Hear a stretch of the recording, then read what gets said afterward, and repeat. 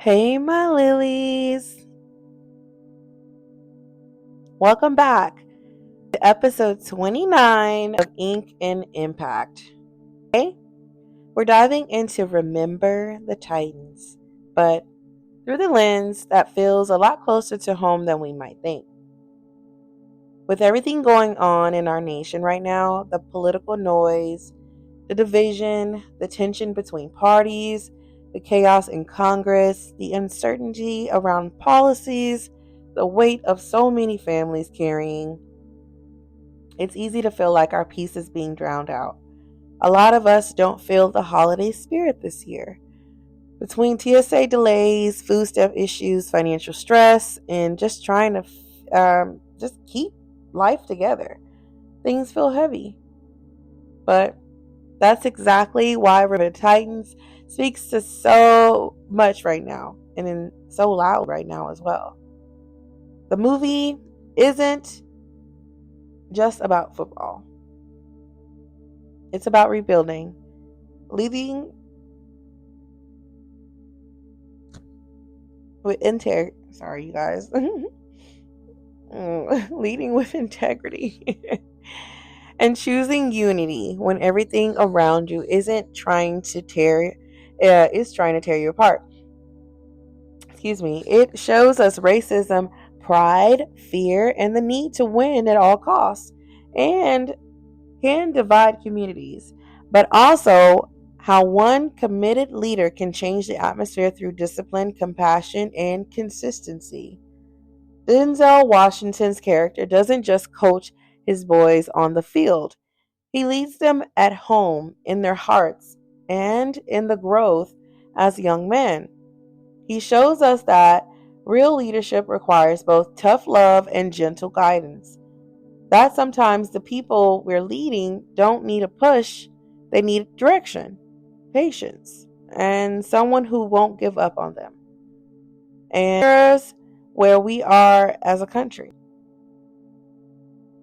Whether you lean Democratic or Republican, whether you're frustrated with Trump, disappointed in Congress, or just tired of all the noise, we're still one nation. We still have to find a way to grow, to build, and rise together. Remember the Titans reminds us what unity looks like in practice.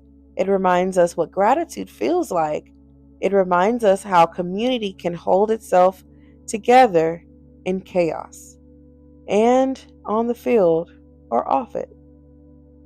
This Thanksgiving season, we're grounding ourselves in that message because right now, a lot of us are rebuilding our peace, our finances, our routines, our goals, even our hope. And being a Titan teaches us that building anything worth having requires courage, grace for one another, and willingness to stand together, even when everything else is falling apart. So today, we're looking at this movie through a fresh perspective, through what we are living through right now.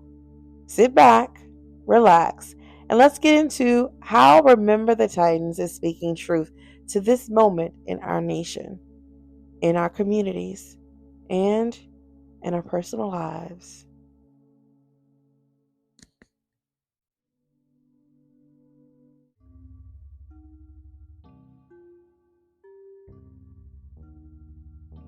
The nation today,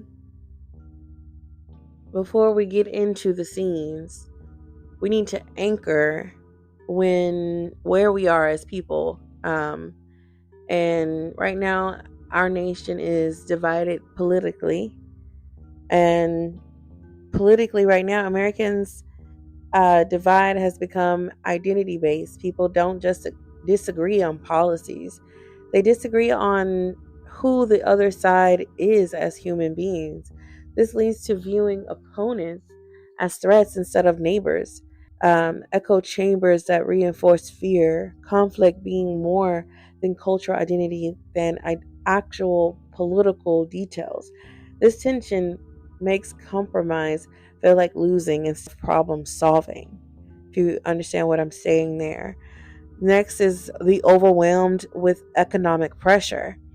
When we look at economic stress being amplified, political fear is definitely one of the top of the list. People are dealing with rising costs of living, unstable job markets, housing insecurities, child care and healthcare costs. When people feel uneconomically uneconomically unsafe, they become more protective, more suspicious, and more resistant to change. Political messaging that plays on those fears gains transaction, or should I say traction? I said the wrong word, traction there. And then also, frustrated with leadership is the other thing. When we look at leadership across the board, many Americans can feel leaders aren't listening, institutions aren't working, and elected officials are more loyal to the political strategy than the people. This frustration isn't limited to one party, it's widespread. It fuels distrust of government and media, even basic facts. Now, when we look at struggles with trust, that's on top of that. A nation, we trust is in key of institutions is basically the main issue for anything across the board, like we said. But in regards to just institutions, period, they've dropped in trust of government, the news, the public health systems, the education systems, the elections that we deal with on a daily basis. These are the institutions that I mean that we put our trust in that has dropped. And battling and rising poverty isn't going to make it any better, because the rising poverty and widening wealth gaps that are created right now, resentment towards those perceived to have more is going to be the mostly what people who don't have money is going to be looking at mostly. Fear of falling behind for those who are in the middle class, and anger at the system that they feel is rigged, and that comes from the lower class, because at this point they have no way of getting out of where they are. And in the fear in the middle class is where the fear is of being in that same mode, so they're constantly in the moment of just having to just feel for survival, and that's where the uncertainty comes in. And the same thing as far as for with exhausted by the constant fight of stability of what I'm talking about now. It happens because we are, as a nation, looking at everything that we go through as an individual, but also looking at it as a cultural issue. Then those two don't match technically. Americans are emotionally tired from nonstop political crisis, the social conflicts, the cultural war cycle, the economic instability, the global uncertainty, everything that I've stated prior. The exhaustion makes people defensive. It also makes simple, strong statements, even misleading ones, more appealing than nuisance truths. Fear becomes easier to activate.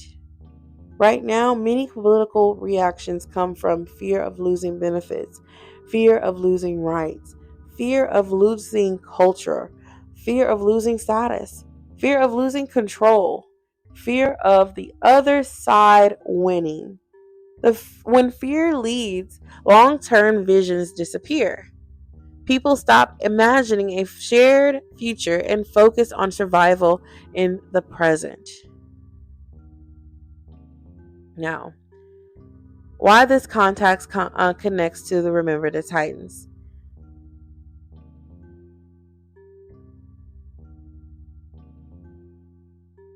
And this is what makes it all come together. You know what I'm saying? So,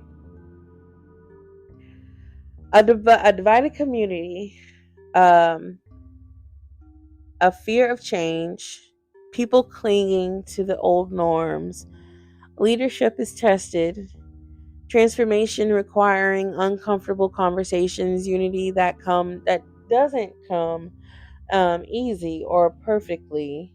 The nation now is experiencing the same emotional arc: division, resistance, pain, fear, searching for a breakthrough moment where people finally see each other again.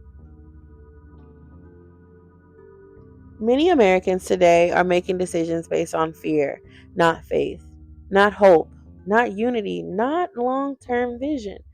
Fear of losing benefits, fear of political outcomes, fear of change, fear of each other. And that's why Remember the Titans hits so hard, because it mirrors what we're living through. A community divided, a system resistance to change, people scared of losing power, scared of losing tradition, scared of losing control. And the perfect scene for this would be when Boone arrives to the school where T.C. Williams High School, facing the crowd protesting against the interrogation. This definitely shows the chaos that comes along with anyone entering into a new world or just a new environment.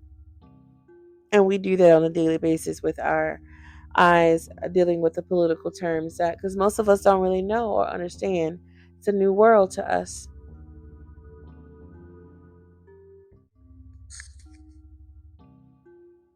Okay, so with segment two, I want to go ahead and address some things here, because technically, what it really means to be a Titan is, when you hear the word Titan, most of us think about football teams first. But long before T.C. Williams High School, long before Denzel Washington stepped into the role of Coach Boone, Titans were something big, far bigger. They were first powers of the world. According to the Greek mythology, the Titans were the children of Uranus, the sky, and Gaia, the earth. They were the original forces that shaped the early universe. Britannica lists 12 major Titans. Now, don't go by the names that I'm going to go give you, because I'm pretty sure I'm chopping the names up. But I'm going to try to give them as best as I can. Names like Oceanus, Hyperion, Coronis, Themnis, Raya. Most of these beings who representational elements like light, memory, justice, oceans, generations, time itself. They weren't small characters. They weren't side roles. They were the ones who stood at the beginning of everything. But their story isn't simple. In fact, it mirrors leadership, conflict, and change more than people realize. Now, under Gaia's urging, the Titans rebelled against their father, Uranus, who had locked them away. They overthrew him, and Coronis became the new rebelled. Excuse me, I'm sorry. Coronis became the new ruler, and later Coronis' own son, Zeus, rose up and rebelled against him, sparking a decade-long war. The Titan no Maka, I think that's how you say it. But that reshaped the cosmos. And when it ended, the Titans were cast down into the depths of Taurus, contained but never forgotten. It's messy. It's dramatic. It's full of conflict between generations, between traditions, between old systems and new ones. You understand what I'm doing here in regards to the comparison? A Titan isn't defined by winning or losing. A Titan is defined by what they stand for during the struggle. In mythology, Titans were known for strength rooted in purpose, the responsibility of shaping a generation, standing firm in chaos, and representing forces bigger than themselves. And when we bring them or that into modern terms of what a Titan becomes, someone who stands in the gap when others step back, and chooses integrity when the world is slipping, carries weight without breaking, and leads when it's uncomfortable, and becomes a foundation for others to rise on. Now, let's bring this into the movie. Now, Coach Boone didn't step into a head coaching job. He stepped into a storm, a racial tension, of community division, a political pressure, fear from every direction. Everything around him was shifting, collapsing, fighting for power. Just like the Titans of old, he was forced into a role where he had to be more than a coach. He had to be a force. He had to be a Titan. And that's the bridge. The movie isn't just about football or race or winning a championship. It's about what it takes to stand firm when the world around you is fighting itself. It's about becoming the kind of leader who shapes the generation behind them. So, as we move into the next segment, I want you to hold on to this part. Being a Titan is not about size or strength, it's about what you uphold when everything else is falling apart.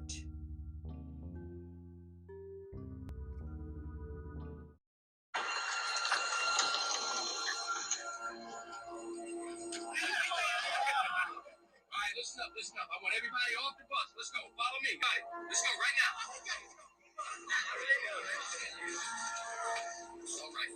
Everybody off the bus. Listen up. I don't care if you're black, green, blue, white, or orange. I want all of my defensive players on this side going out offense over here. Right now. Move. Let's move. Let's move. You. Offensive bus, sit together. You and you, defensive bus, sit together. Get comfortable too.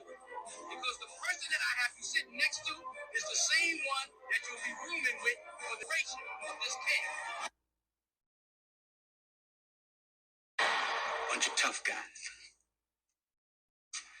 You look like a bunch of fifth grade sissies after a cat fight. You got anger, that's good. You're gonna need it, son. You got aggression, that's even better. You're gonna need that too. But any little 2-year-old child can throw a fit. Football is about controlling that anger, harnessing that aggression into a team effort to achieve perfection. Some coaches, they cut a player if they think he's not up to snuff, when they think he's hurting the team. This public school program, I will never, ever cut a player who comes out to play for me. But when you put uniform on, that Titan uniform, you better come to work. We will be perfect in every aspect of the game. You drop a pass, you run a mile. You miss a blocking assignment, you run a mile. You fumble the football, and I will break my foot off in your John Brown hind parts. And then you will run a mile. Perfection. Let's go to work.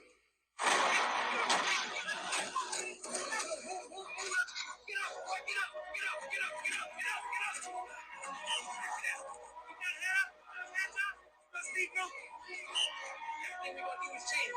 We are team. We're gonna change the way we run. We're gonna change the way we eat. Change the way we block. We're gonna change the way we tackle. We're gonna change the way we win. Defense is desire.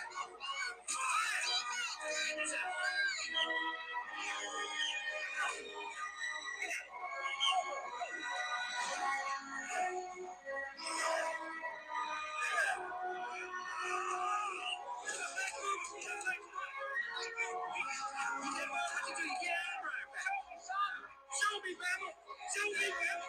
Come on, yeah, let's start, man. Christmas Eve.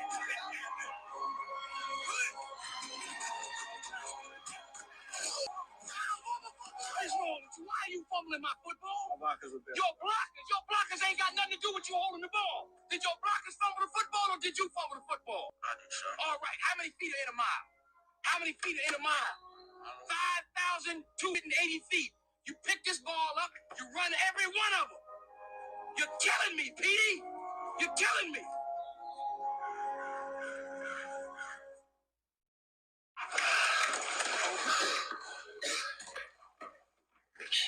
right, man, listen. I'm Gary. You're Julius. Let's get some particulars and just get this over with, all right? Particulars? Yeah. What I tell you, you know nothing about me. Man, listen. I ain't done any more of these 3 days, okay? No, what I say you really don't want to, because honesty ain't too high on people's priority list, right?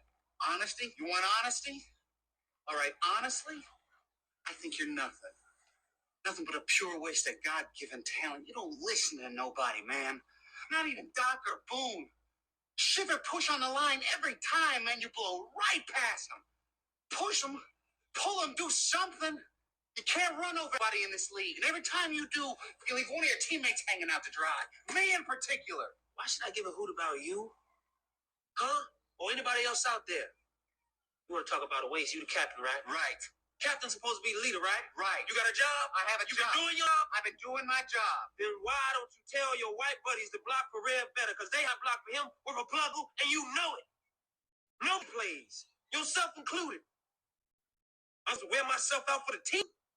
Team. No. No, what I'm going to do is I'm going to look out for myself, and I'm going to get mine. See, man, that's the worst attitude I ever heard. Attitude reflect leadership, Captain.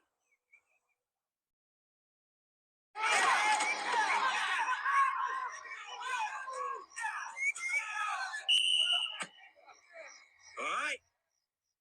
We'll be out here all night till we get this thing right. Let's go. On the ball, Reb. Get it right. Hey! Hey! Get going. Let's go.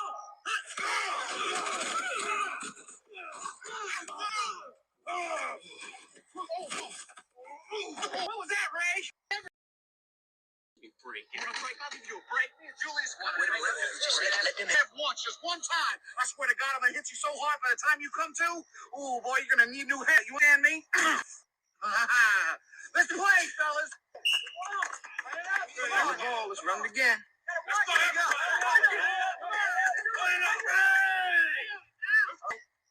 Watch fire.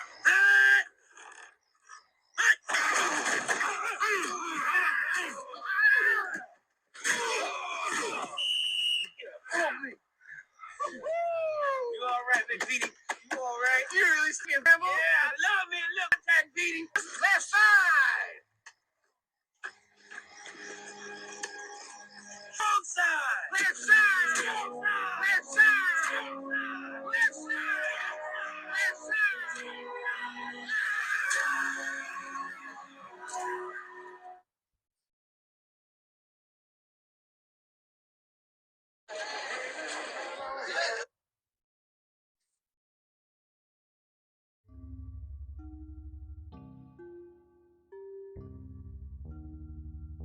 National issues, household pressure, and why Remember the Titans hits so hard today.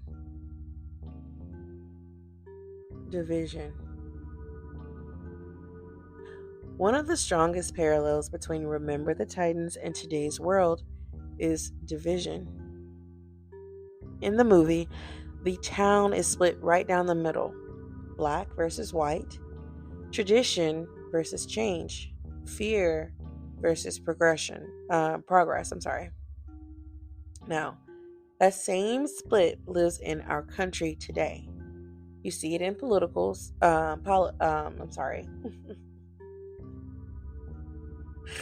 You see it in politics. You see it in schools. You see it in churches. And you see it in workplaces, even inside our families. People can't sit at the same table without arguing, and can't get online without being offended, can't disagree without disrespect. And what the Titans show us in this is division doesn't disappear by just ignoring it. It disappears when people choose connection over comfort. In this parallel, I would say, for the scene that I'm going to describe is Julius and Jerry arguing in the training camp, finally leading into the attitude reflects leadership. When they confronted the uncomfortable truth, unity started. Now, ask yourself this: what division are you avoiding in your own home, your friendships, your communities? The Titans teaches us that unity is a choice every day. Now, distrust in leadership. All throughout the film, the adults, the school board, the parents, the community, didn't trust Boone, not because he was unqualified, not because he's doing a bad job, but because the leadership threatened their comfort. And that's exactly how America sees leadership today.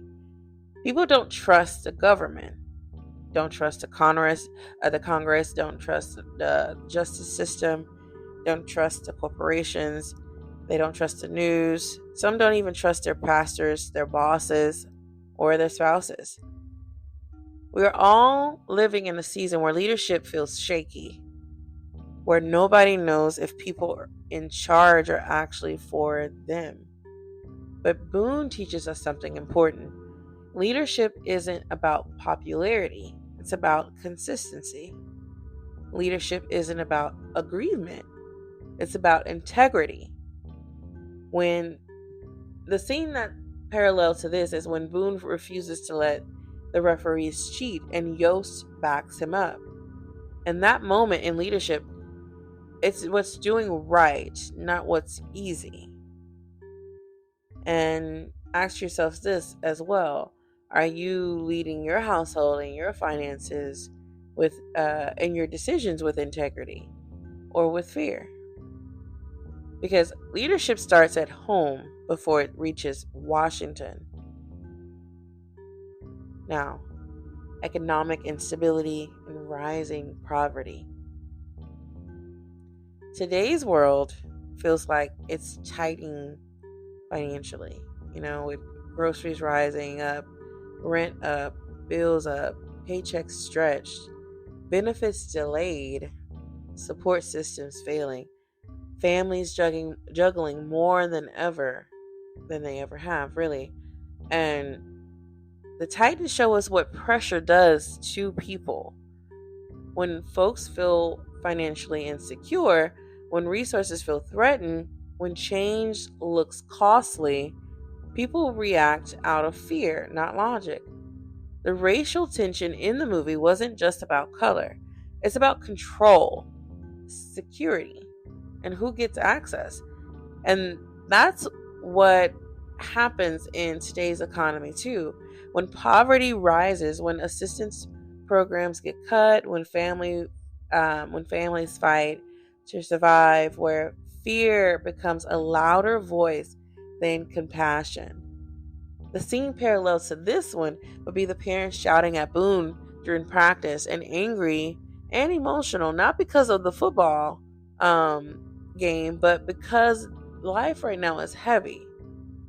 Now, for you guys that are listening, what financial fears are shaping your decision right now? Those fears bringing out your titan or your panic. Now, into the broken systems. We all know with broken systems, the Titans had to deal with a biased school board, rigged referees, a segregated community, curriculum, really, you I, I apologize. Curriculum conflict, media pressure, resistance from within the team itself. That word, that word beat me up. Oh man, okay. Just like today's America, we deal with failing school systems, healthcare issues, injustice, unequal opportunities, corruption, and policies changing week by week. And remember the Titans, the system was not built for unity, it was built for separation. Same with many systems today. But here's the truth the movie teaches us. You don't wait for a system to fix itself. You build unity inside the cracks. The scene that parallels to this is Boone's speech at the Gettysburg Cemetery. 50,000 men died right here because they couldn't overcome their differences. That's a direct mirror to the we still battle. Now, ask yourselves this: what system or systems in your life isn't working for you? How can you build unity anyway, though? Now, the political obsession and identity. In the real world today, politics is a personality. People don't just vote, they adopt an identity. They fight harder for party loyalty than they do for moral clarity. In the Titans town, the same thing happened with race and tradition. People weren't defending values; they were defending identities that felt that were being threatened. And the fact that the film shows us the danger of tying your identity to conflict is what I want to point out. Now, the scene that's parallel to this is the school board's attempt to fire Boone behind the scenes. These are power plays, backdoor moves, political ego. It's the same thing we see today in the government, in the media, and even in families. Now, ask yourselves this: what identity are you clinging to that might be blocking unity? Is it political, cultural, social, or even personal? Titans rise above labels. Titans don't let politics control their humanity. Now, household stress and the private battles that nobody talks about. At home, I know you guys, as far as for my listeners, we mostly deal with raising kids in an unstable world, exhaustion, emotional burnout, anxiety, broken relationships, trying to hold everything together. And in the movie, it reminds us that the pressure doesn't stay on the field, it follows you home. Boone's family felt it, Yost's daughter felt it, and the boys felt it in their homes too, and in communities. The scene that's parallel to this would be Boone's daughter arguing, showing that leadership takes a toll on the family too. This is where you speak life. Our household battles don't mean we are failing, they mean we're carrying weight. And Titans carry weight with purpose. Now ask yourselves this: what burden are you carrying at home that you haven't acknowledged? What would you change if you gave yourself grace?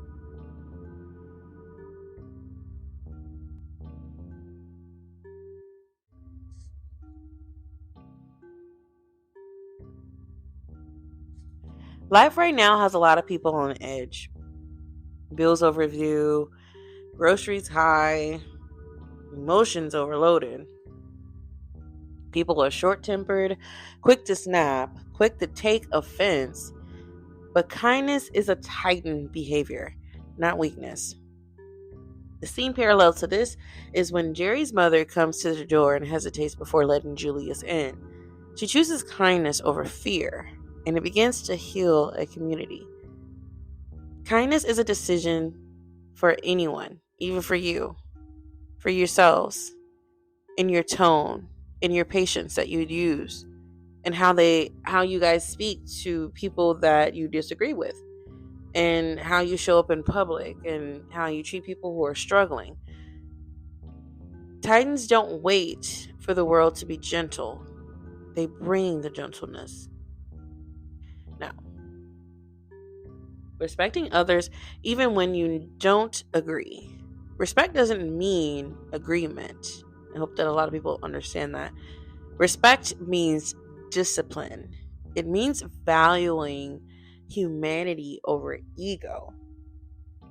Now, this is especially important in today's political climate. Everyone thinks their opinion is fact. Everyone thinks their way is the right way. But tightest level respect is not about winning, it's about listening. Now, the scene parallel to this is Boone and Yost, two different men, two different leadership styles, learning to trust each other. Now, the respect is hearing someone out, not attacking someone's belief, keeping the peace in your home, choosing maturity over reaction. A Titan knows respect is the foundation of unity. Now, managing your money with responsibility. Financial stress is real, so I do want to acknowledge that. Being a Titan means handling your finances with intentionality and discipline, wisdom, and accountability.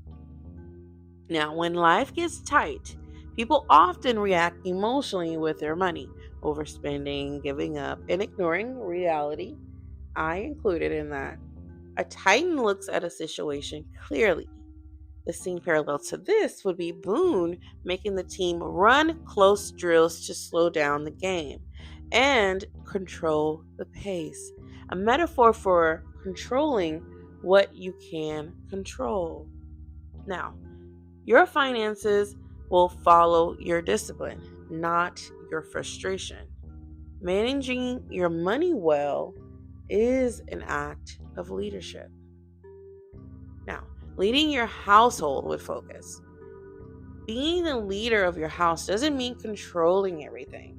It means setting the tone, creating the peace, guiding the children, keeping stability, modeling emotional balance, staying grounded even when stressed. The scene parallel to this would be Boone and his wife supporting each other behind closed doors. The unseen leadership that keeps a family stable. Titans understand that home is the first team you lead. Now, refusing to let fear make your choices. Fear makes people reactive, defensive, angry, hopeless, and impulsive. Fear is the opposite of Titan energy. We've talked about fear before on a topic of After Earth on one of our episodes. But seen parallel to this with Remember the Titans would be when the boys run through the dark woods to Gettysburg. They are scared, tired, unsure, but they keep going because Boone leads them through fear into purpose. Now, every Titan has felt fear. Let's not dissipate that. But they never let fear be the final voice. Lastly, honoring yourself and being honest with yourself, mostly. This one is the hardest one. Self-honesty means admitting where you fell short, acknowledging old habits, confronting your own attitude, seeing where you can grow, recognizing when you're wrong, choosing maturity over pride. And the scene parallel to this would be Julius telling Jerry, we're not brothers. We don't come together because you're the captain, right? Honesty leads to transformation. Now, a Titan faces their reflection even when it hurts. Are you a Titan?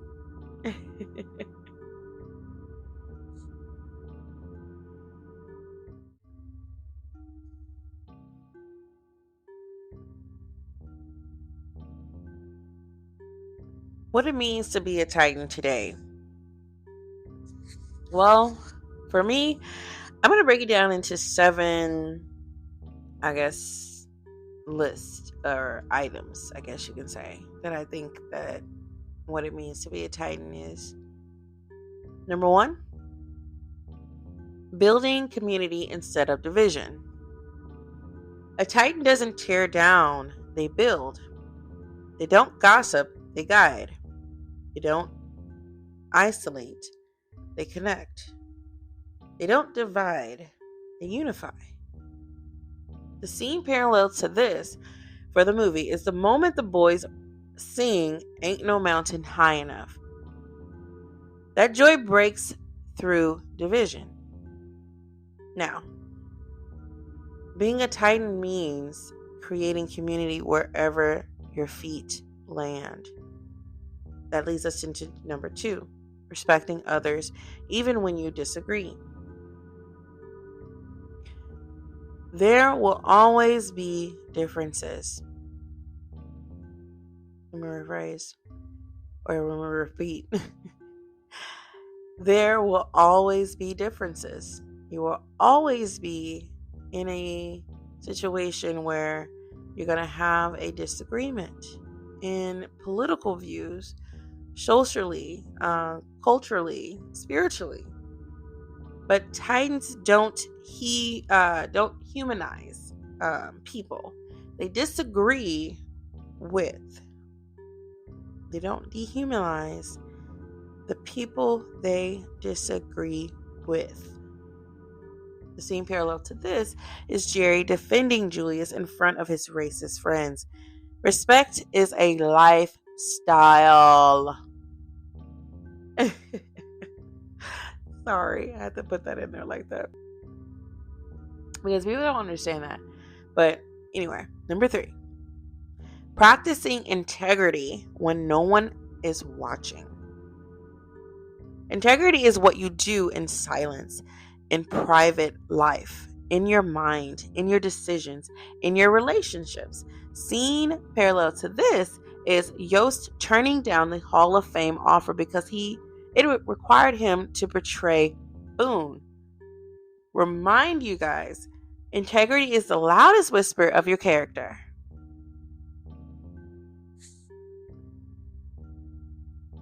A Titan leads through presence, consistency, humility, accountability, showing, not telling. So with this scene parallel, we would want to give Boone running drills side by side with the boys in the heat. True leadership is lived, not performed. So going into number 5, this goes into ego as well. Choosing unity over ego. One thing that the Titans show is that ego blocks progress. Unity requires sacrifice and a bigger vision. The scene parallel to this will be when the players finally hit the field with shared purpose, not rivalry. I am just butchering these words today. Rivalry. Rivalry. What part of your ego is blocking your unity right now? What can you do to be able to take hold of that and give it back to your power as the control? Being aware of history, but not controlled by it, is number 6. The Gettysburg speech is a perfect example for this. History matters. Trauma matters. Generational pain matters. But Titans don't let history chain them. They let it teach them. Scene parallel to this is Boone's line, if we don't come together right on this hallowed ground, then we too will be destroyed. A Titan honors the past while building the future. That is what we are trying to do here. By honoring the things that we know that has come before us in the past of just history itself. When we lead ourselves into a journey of what it means to truly understand what we are here for and the purpose that we are here to do, our guidance in the purpose begins to become easier and a guiding light for others to understand their purpose and what they are here for. And what Boone is trying to do is guide others into what their purpose is, whether that be football or what that be integrity or their character, and on and off the field, by the way, of who they are as a person. And this movie does guide life to each and every aspect of what it is truly behind just one thing, the game of football. It brings a bigger picture to a broader table for everyone to understand, not just people who love the game of football. No. Last is number 7. Now, with number 7, what we're going to be basically going into is, let me get to it here. Number 7. I wrote them all over the place, so I apologize for being scattered here. Okay. Standing firm even when life gets loud. Now, life will always get loud. Let's understand that. Politics are loud. Bills are loud. Relationships are loud. Work is loud. Responsibilities even louder. But Titans stay centered. The scene parallels to this would be the final game, the pressure, the noise, the stakes, and the team moves as one. Titans rise above the volume. As we enter into our closing, I do want to acknowledge we are in the holiday season, but I've also acknowledged many times before on both this episode and prior episode, it doesn't feel like the holiday season. With everything that's happening in our world right now, when it comes down to our president and what he feels as though is right and decisions, I want to give you guys the understanding of my perspective and giving this man grace and acknowledging his word and what he has to do and the decisions that he has to make on top of the things that he does on a daily basis. We have to do the same thing in making those same decisions. So whether that be in a decision that he feels is good, or that he feels as though is best for the country, I cannot be mad at him as a person in doing so if what he feels is right. Now, making the decisions in an unintentional purpose, that is a different story. But we as the people do not know the thoughts that this man has to go through and the choices that are placed in front of him that he makes as a decision.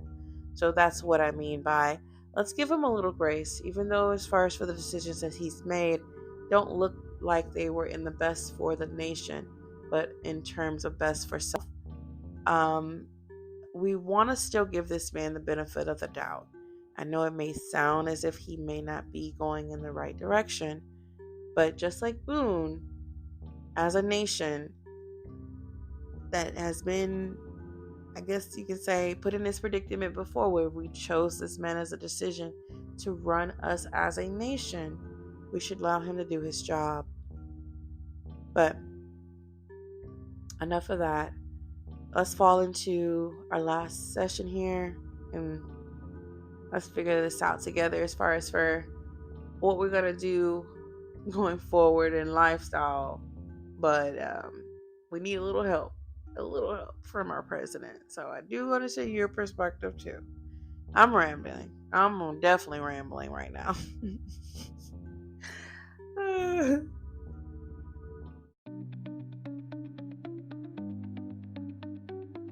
All right, my lilies, as we close out this episode and step into a new week, a new season, and a new chapter of whatever life is placing in front of you, I want you to take a breath, a real one, and remember this. You are built for this moment. You carry strength that comes from generations before you. You carry wisdom that came from the storms. You carry purpose that can't be taken away from politics, pressure, or fear. Stay grounded, not in the comfort of the world, but in the truth of who you are. Stay grateful, because gratitude is what keeps your heart soft and hard in a hard world, And stay connected to your community, to your faith, to the people who remind you of your light. Because unity isn't a feeling, it's a decision. Peace isn't accidental, it's intentional. And leadership, true leadership, isn't a title, it's a lifestyle. Thank you, my lilies, for joining me on this journey today. I hope this reflection brought you a little calm, a little strength, and a whole lot of perspective. As you step back into your life, into your home, into your job, your responsibilities, your dreams, carry this with you. You are a titan in your own story. You're leading even when you don't realize it. You're impacting even when no one claps for you. You are growing into the version of yourself you will thank 20 years from now. Until next time, my lilies, stay inspired, stay rooted, and stay impacting. Bye for now, lilies.